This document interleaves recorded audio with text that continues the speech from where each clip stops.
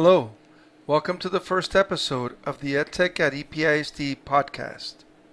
This podcast is for all teachers, staff, and support personnel that use technology in their daily duties and assignments, as well as educators that create incredible learning experiences for their students. This podcast is brought to you by Instructional Technology, a division of the Active Learning Department.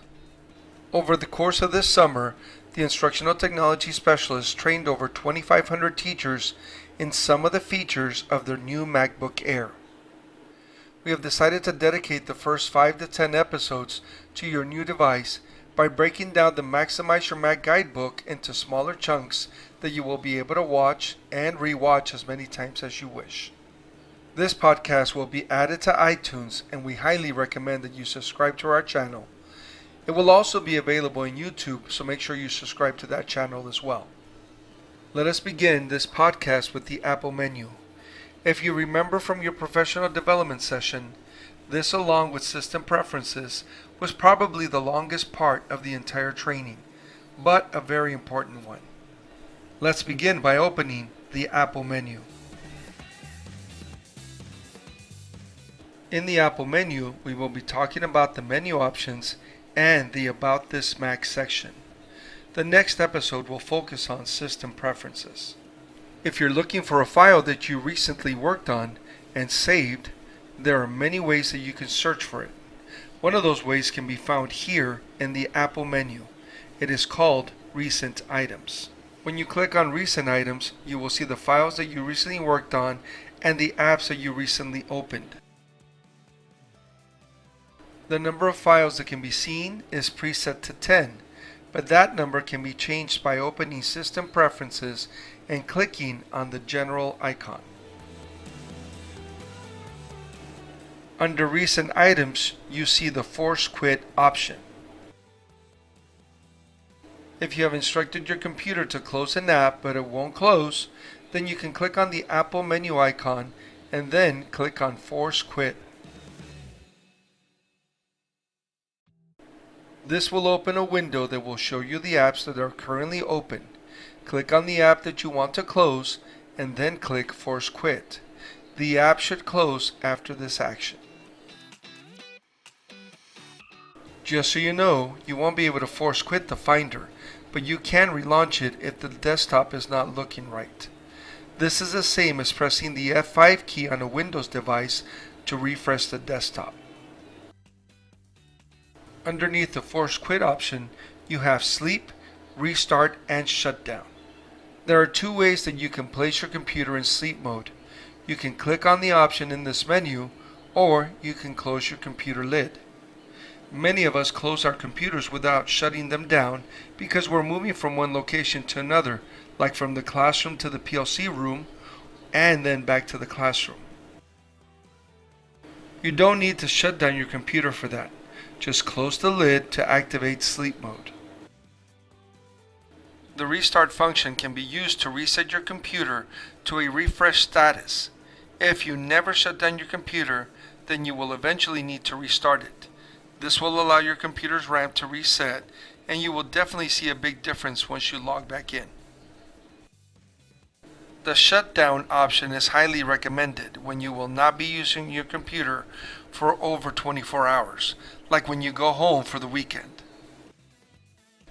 This option is recommended to not only save battery power, but to clear the RAM and allow your computer to rest, thus avoiding temporary issues. Many of the issues can be cleared up with a simple restart, but by shutting down and restarting your computer, you will allow it to finish installing any updates to the apps or to the system. Don't be afraid to shut down your computer at the end of the day when you're getting ready to turn in for the night and want to charge your computer. Restarting your MacBook is a whole lot faster than your previous computers. Under these 3 options, you have Lock Screen and Log Out. We recommend that if you're leaving your classroom for a long period of time but do not need to shut down your computer, then go ahead and click on Lock Screen and close your computer to engage sleep mode. By doing this, anyone that opens your computer will need to know your password to log back in. Having said this, please do not share your username and password with anyone, not even your students. If you click on Logout, your computer will close down all your applications and take you back to the login screen. This is not a complete restart, but it's also a good way to secure your device.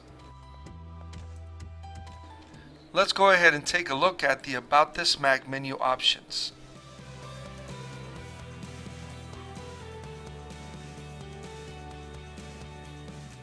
When you click on About This Mac, a new window opens with 5 tabs at the top.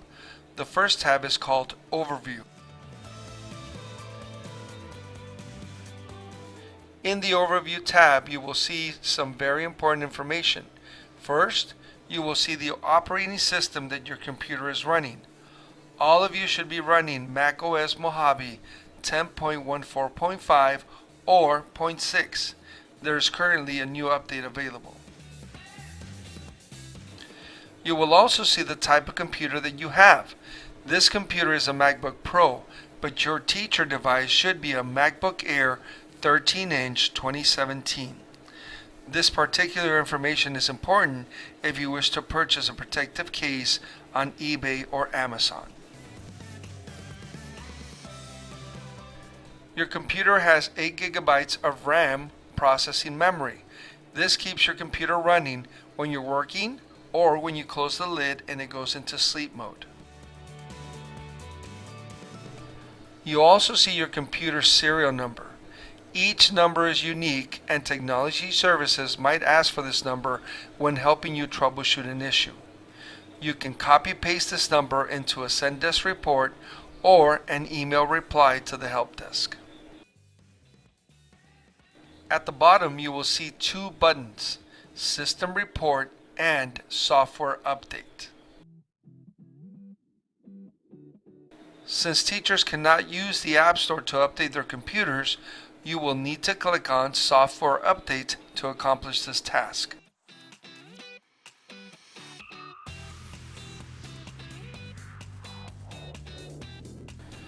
When you click on Software Update, the computer will search for any new updates, and if it finds it, it will allow you to install them.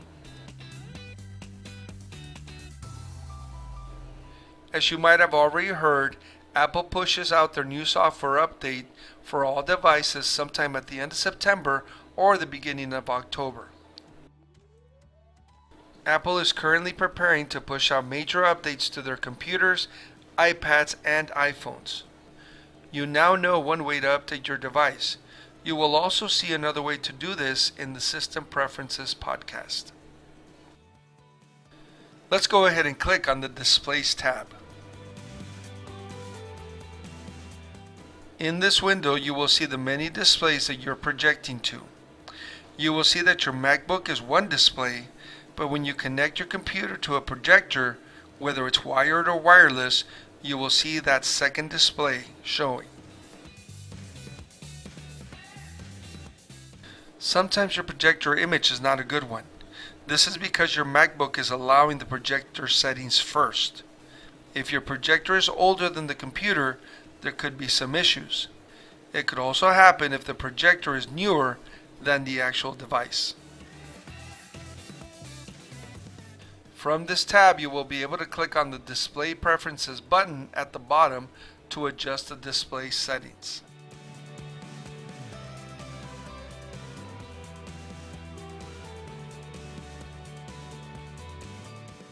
The fastest fix to most display issues is to change the optimization from projector to built-in Retina display. This will fix most issues with the projection.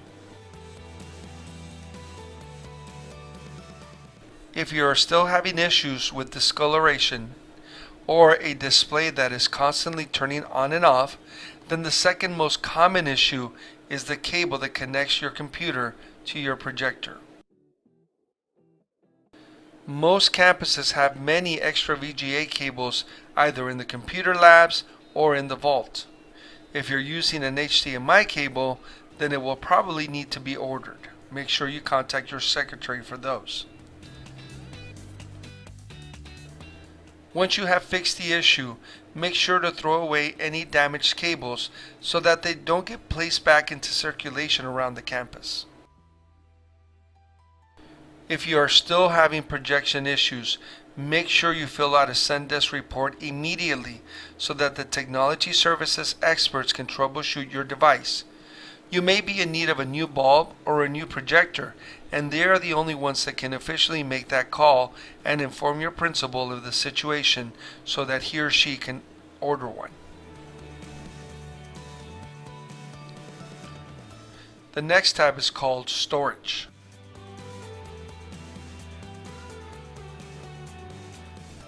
This tab is a glimpse at your hard drive. This bar will be color-coded and tell you how you are using your space. You should have about 121 gigabytes of hard drive space. You will probably never run out of space, but if you're worried, remember that you have unlimited space in Microsoft OneDrive. The last tab we will talk about in this podcast is called the Support tab.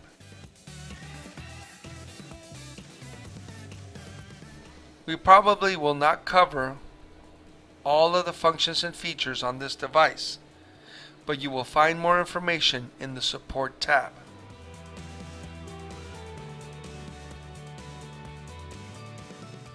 Apple is no longer publishing iBooks on its new software update, and Apple apps like Pages, Keynote, Numbers, iMovies, and GarageBand to name a few. But you will find the latest macOS information by going to the Support tab. We have now come to the end of episode 1. Go ahead and click on the iTunes link to subscribe to the podcast, or click on the YouTube link to subscribe to your channel. See you next time on the EdTech at EPISD podcast.